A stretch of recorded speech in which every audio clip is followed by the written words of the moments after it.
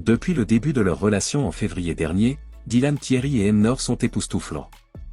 Dylan Thierry a diffusé une nouvelle vidéo dévoilant les détails de leur relation, qui a surpris tout le monde. Le couple n'était pas sur les radars de beaucoup de gens et leur couple est sorti de nulle part. Le blog Aquaba publie une photo d'Ayam Nour et Dylan à l'aéroport, indignant ses abonnés. Exprimant son choc, Aquabab a écrit « Je n'arrivais pas à y croire, mais voilà, Ayam Nour et Dylan Thierry sont en couple. » Qui l'aurait cru? La révélation a immédiatement provoqué un tollé, beaucoup se demandant comment les deux personnages finiraient. Pour dissiper le sentiment grandissant, Dylan Thierry s'est exprimé le 5 mai. Dans une déclaration claire et directe, elle a demandé aux internautes de ne pas associer son nom à Ayam Nour et a confirmé que leur relation passée était une affaire distincte. N'associez pas mon nom au sien et son nom au mien. Étais-je marié avec lui? Nous sommes allés ensemble, rien d'important, entre Dieu, moi et lui, rien à voir avec qui que ce soit. Dylan et Ayam ont décidé de mettre fin à la conversation en publiant une série de vidéos sur les réseaux sociaux. Dans ces vidéos, ils ont décidé de clarifier la situation en disant la vérité sur leur relation. Dylan a confirmé qu'ils étaient mariés et a expliqué comment ils se sont rencontrés par l'intermédiaire d'un ami, un chauffeur d'Ayam. Ils se sont mariés à Dubaï le 22 février après qu'Ayam se soit marié avec Dylan le 14 février. Il est musulman, je suis musulman, nous voulions le faire depuis le début, a expliqué Dylan. Malheureusement, leur mariage n'a pas duré longtemps. Après être allés à la Mecque pour prier pour eux-mêmes et demander pardon, ils ont vu des signes qui leur ont fait comprendre qu'ils n'étaient pas faits pour être ensemble. Dylan a admis que malgré leurs bonnes intentions, leur relation ne fonctionnait pas et ils ont décidé de se séparer. Nous voulions bien faire et cela n'a pas été le cas, a-t-il ajouté. Malgré la rupture, Dylan et Ayam ont choisi de rester amis. Ils ont exprimé qu'ils ne voulaient pas se disputer sur les réseaux sociaux et ont déclaré qu'ils étaient toujours bien ensemble. Dylan a également exprimé son désir d'être là pour le fils d'Ayam, en disant « Il est comme moi. Tant qu'il est heureux et ne souffre pas, c'est ce qui compte. Pour lui, je serai toujours là. » Finalement, malgré la fin de leur relation, Dylan Thierry et Ayam Nour ont décidé de poursuivre leur amitié.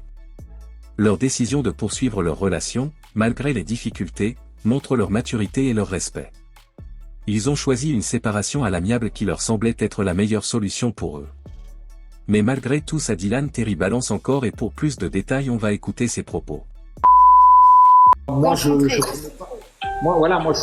vous remets pas à votre place parce que je suis un influenceur et tout ça, mais je pense que tout le monde est majeur ici et tout le monde doit savoir se tenir. Moi je vais pas me permettre en tant qu'homme marié de dire ah ouais t'es belle, on voit une photo ou t'écrire après en privé, mais à vous de faire pareil en live et en dehors du live. Parce que il n'y a pas que vous, hein. Je reçois des milliers de messages de femmes qui savent que je suis marié avec Ayem et qui m'envoient des messages, des nudes et tout ça, et j'ai rien demandé et j'ai pas répondu, tu vois. Mais quand j'ouvre mes messages. Regarde, je vais pas rester longtemps. En tout cas, merci de m'avoir fait monter et je te souhaite franchement que ça marche et que ça s'arrange pour toi avec ta femme et que si c'est elle, que vous ayez des enfants. Et si c'est pas elle, là, يجيب المكتب. Le meilleur. Allez, la patience. Merci beaucoup. Au revoir les filles. Salam. Gentil. Ouf. Bon, il reste encore 10 minutes. Dylan, je suis désolée si tu l'as mal pris, mais moi c'était un compliment et je voyais pas le mal. T'as vu, je vais te dire sincèrement, libanaise, moi c'est pas du tout de l'arrogance, mais j'ai tellement l'habitude d'entendre et de voir des messages comme ça ou des femmes qui me disent ça que j'ai même pas tilté, tu vois. Juste, je rentre pas dans le jeu, je reste à ma place en tant qu'homme marié et en tant qu'homme tout simplement. Mais je suis même pas rentré dedans. Je te dis ah ouais c'est gentil, non j'ai pas de frère et c'est tout. Mais je suis dire, c'est pas de la drague. C'est pas de la drague, hein. C'est juste un compliment par rapport à ta religion, par rapport à ta foi. Et franchement, c'est rare de voir des Européens se convertir, aller à la Mecque avec leur maman, faire des pèlerinages, faire une lune de miel comme ça. Franchement, machallah, j'ai rien à dire. Et je te complimente et je parle honnêtement. C'est pas de la drague. Je le redis, c'est pas pour ça que je mérite de me faire insulter ou je mérite ça, voilà. Bien sûr, non, je comprends. Non, sur ça, écoute la Libanaise, moi sur ça, j'étais pas d'accord. Par rapport aux insultes, je ne suis pas d'accord. Ça ne se fait pas. Il y a l'art et la manière, on peut s'expliquer gentiment. Monter dans un live pour insulter, franchement, on est des adultes, on est des adultes, tu vois. Bah oui, totalement, je suis d'accord avec toi. Totalement, je suis d'accord avec toi. Parce qu'on s'entend, ça résonne. Oui. Oui.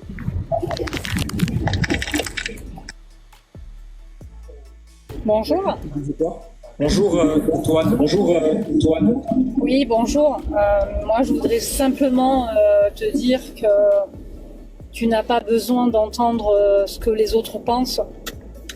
Je pense que tu dois vivre ta vie et la préserver sans plus ou moins la montrer en tant que musulman.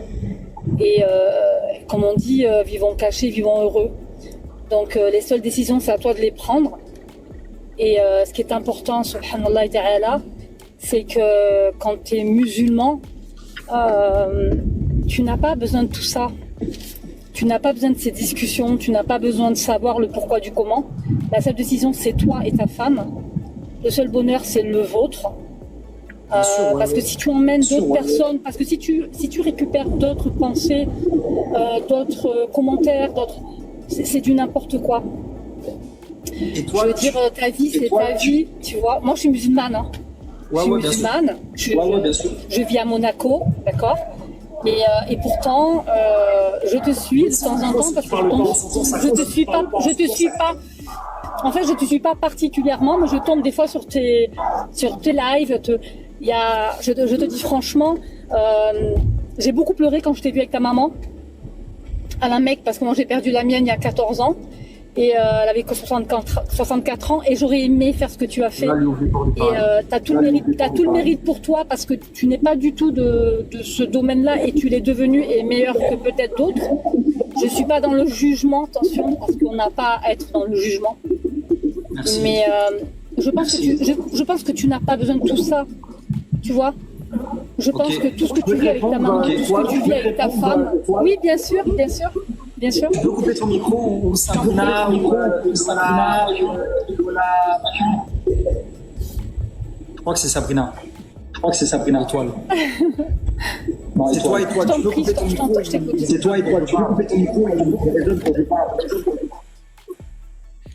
Moi, t'as vu, moi je suis totalement honnête et je suis gêné en rien je peux parler de tout. Quand j'étais jeune, je m'inventais des vies, normal comme beaucoup de jeunes. Mais aujourd'hui, avec l'âge, je peux dire, j'ai la maturité de tout dire. Je vais vous donner un exemple. Par exemple, il y a un pote à moi, il m'a dit, ouais, Dylan, j'ai pas les moyens d'aller à la salle de sport et tout ça. Non, il m'a dit au début, ouais, je veux pas venir à la salle de sport et tout ça. Je dis pourquoi, frérot, et tout ça. Et il m'a dit, en fait, pour être honnête avec toi, j'ai pas les moyens de venir à la salle de sport et tout ça. Moi, j'ai dit, frérot, il n'y a pas de gêne à pas avoir les moyens d'aller à la salle de sport. Ça fait partie de la vie. Des fois, tu as de l'argent, des fois, tu en as moins, des fois, tu en auras plus. Des fois, il y a des milliardaires, il y a des millionnaires, il y a des pauvres, il y a des riches. C'est pas une honte. Peu importe. Pardon ? Je crois qu'on a été coupé. Ok. Coupe ton micro, s'il te plaît. Allô ? Ouais, coupe ton micro, s'il te plaît. Mince.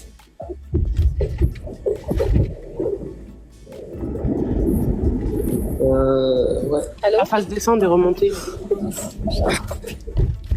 Et toi, tu peux couper ton micro ou pas ? Bon, je vais l'enlever.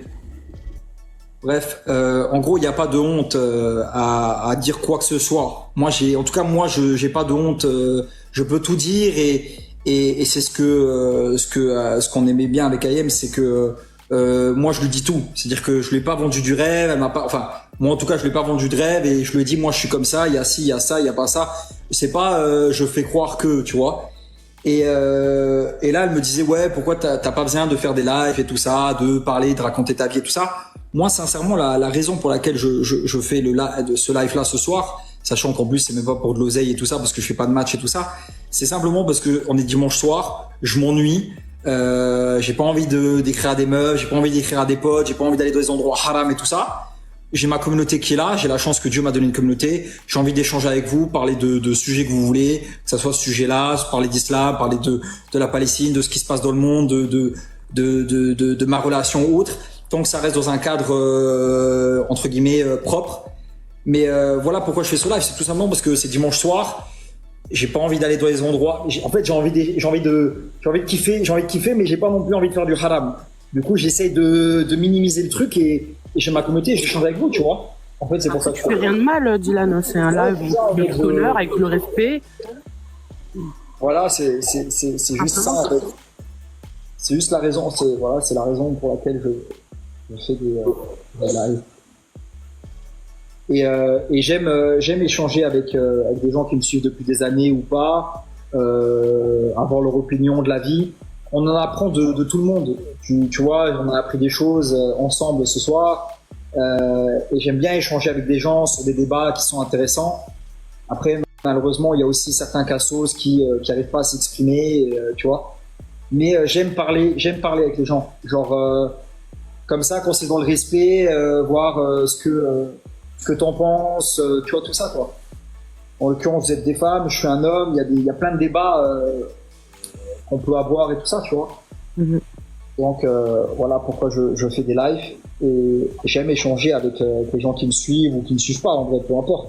Mais j'aime échanger avec les gens. Pardon? Et tu vois qu'il n'y a pas que des cassos? Ouais, bien sûr, il n'y a pas que des cas sociaux. Après, le problème avec les cas sociaux, c'est qu'ils font beaucoup plus de bruit que les gens normaux. C'est-à-dire qu'ils mettent plus de commentaires, ils sont plus à l'affût sur les réseaux sociaux parce que leur vie est un peu, du coup, cas social. Et du coup, on les entend beaucoup, mais les gens normaux, voilà, ils vont pas mettre 15 000 commentaires, insulter les gens ou, tu vois, ou mettre des commentaires plus positifs. Après, il y a du bon et du mauvais partout, Dylan. Il y a du bon et du mauvais partout. Bien sûr, exactement, on n'est rien dans ce... Ah, j'ai ajouté, on n'est rien dans cette dunya. J'ai ajouté parce qu'il avait écrit ça dans son nom. On est dans cette dunya. Bon, Dylan, moi je m'en vais. Ok. Ça m'a écouté. Et en tout cas, je te souhaite tout le meilleur, Inch'Allah, et que tu trouves une femme à ta juste valeur. Et si tu restes avec Ayem, eh ben, kul shibl baraka, comme on dit. Et protégez-vous du mauvais œil. Voilà. Salam alaikum. Alaikum salam. Tu peux me faire descendre, Dylan, s'il te plaît, j'arrive pas. Ouais, bien sûr. Merci, salam. Salam. Je viens de débarquer sur ton live. Il y avait un débat en particulier. Ok, t'es pas au courant de ce qu'on parlait? Non, j'ai pas tout suivi, je suis arrivée en cours de route. Ah ok, non mais on parlait un peu de tout et de rien. On est rien dans cette dunya, t'es là? Oui, salam alaikum wa rahmatullahi wa barakatuh à tout le monde. Je voulais te poser une question, Dylan. Est-ce que tu apprends la religion?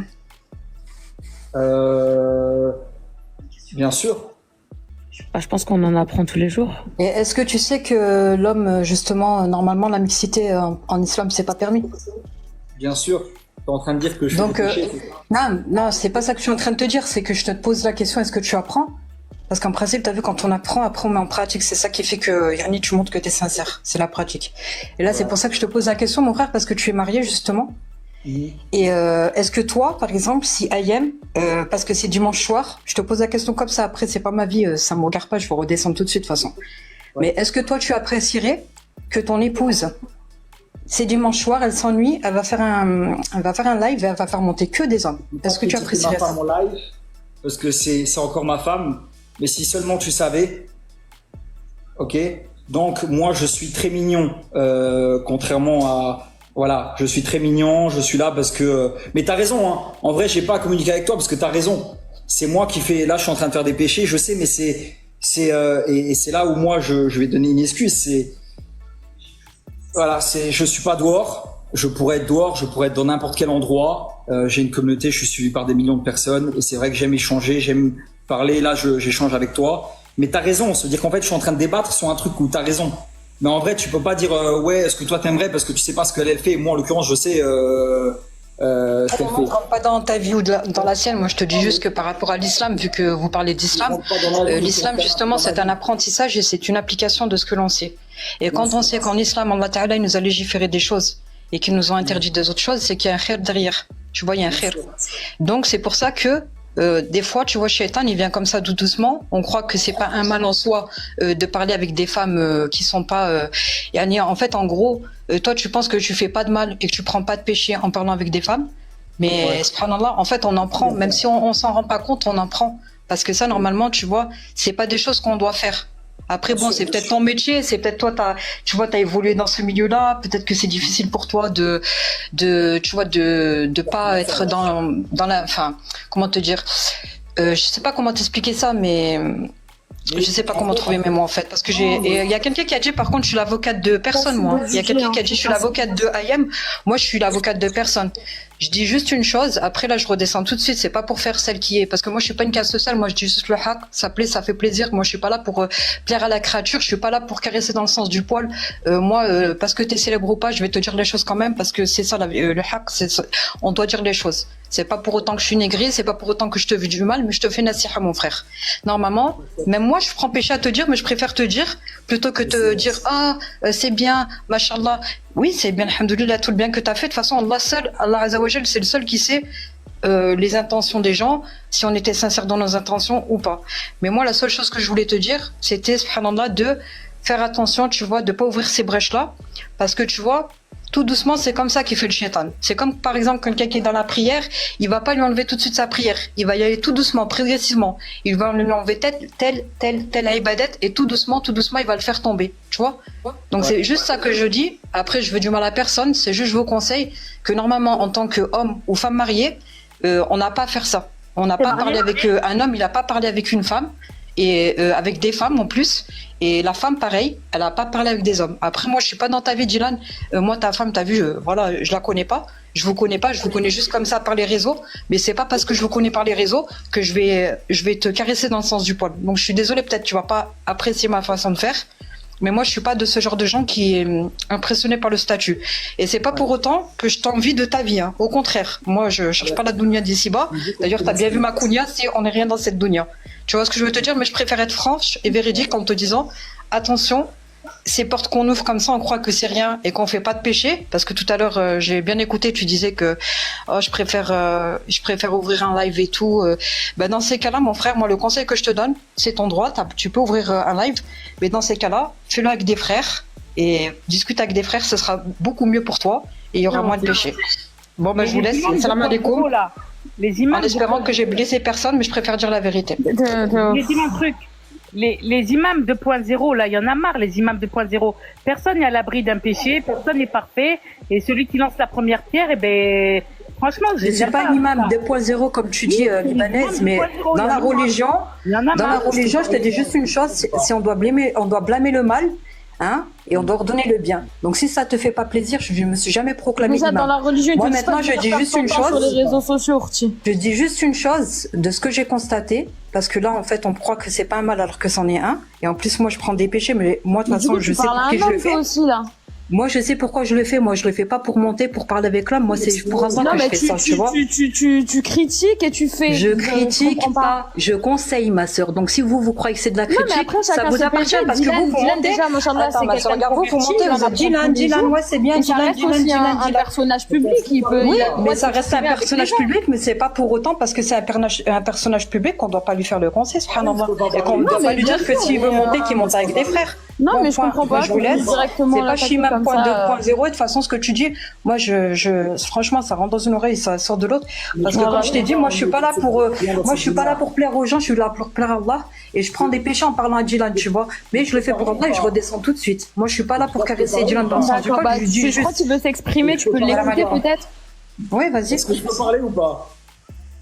En fait, on est dans cette dunya. Je vais pas parler de maturité, mais en fait, ce que j'ai pas apprécié, c'est que 14 fois tu m'as dit que j'étais connu et que machin, qu'en gros tu me parlais comme quelqu'un de normal. Mais moi, à aucun moment je t'ai parlé comme quoi j'étais connu ou machin. Le truc qui me dérange, c'est le fait que tu insistes sur ça en mode, moi je te parle comme quelqu'un de normal, hein, tu sais, pour moi, voilà, même si t'es connu, mais tu l'as dit 14 fois. Mais en fait, moi je te parle comme un frère, je te parle pas comme si j'étais... Moi aussi, en fait, je comprends pas pourquoi tu le prends dans ce sens-là, parce qu'en fait, moi ce que je veux te faire comprendre, c'est que depuis tout à l'heure, je les entends, toutes les femmes qui sont montées, depuis tout à l'heure, elles sont en train de te faire des éloges. Tu vois, moi je te conseille juste et je descends. Voilà, après maintenant vous me dites que je suis une case sociale ou je suis ci ou je suis ça ou je suis l'imam 2.0. Allah Azzawajal, il sait très bien les intentions des gens. Ah non, mais je t'arrête direct. Hein. Attends, excuse-moi, déjà Selem, je t'arrête direct, tu dis n'importe quoi. Là, je suis pas d'accord avec toi. Sabrina, je l'ai enlevé, ça vient de parler. En fait, je l'ai enlevé parce qu'elle parle trop et... Merci. Et non, elle a raison. Tu sais, elle a raison dans ce qu'elle dit. Oui, je suis d'accord avec toi.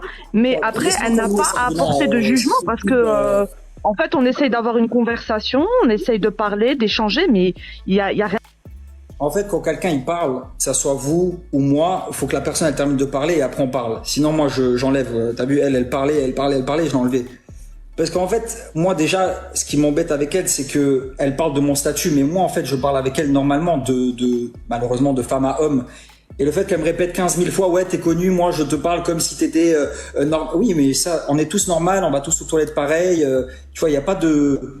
Tu sais, moi, j'ai horreur des gens qui me disent trop, ouais, moi, pour moi, t'es comme. Mais oui, je suis comme tous les autres, et on le sait. Il y a pas besoin de le répéter 14 000 fois. Après, elle a raison. Elle a raison dans le fait où je devrais prendre plus d'hommes, mais le problème, c'est qu'il y a certains hommes, c'est des cas.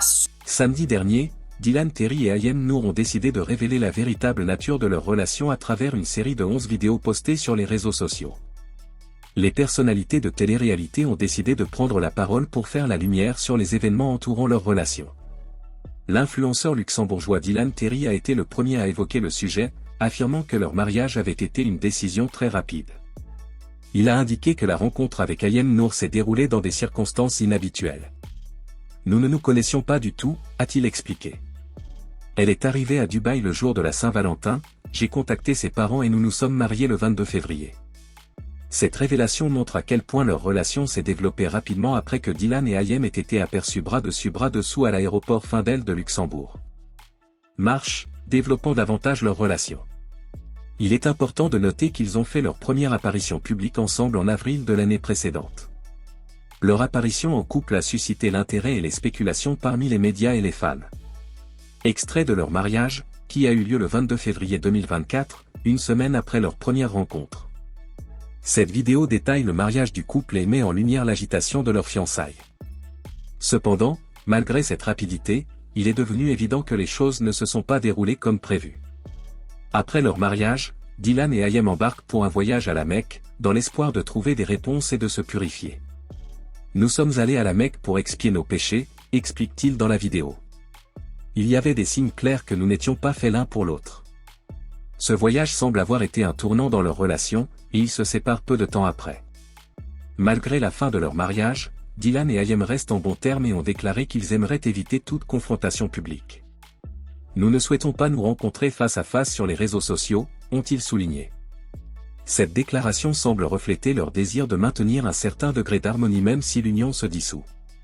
Et c'était ça les amis, si cette vidéo vous plaît, abonnez-vous et activez la cloche de notification pour ne pas louper aucune de nos prochaines vidéos.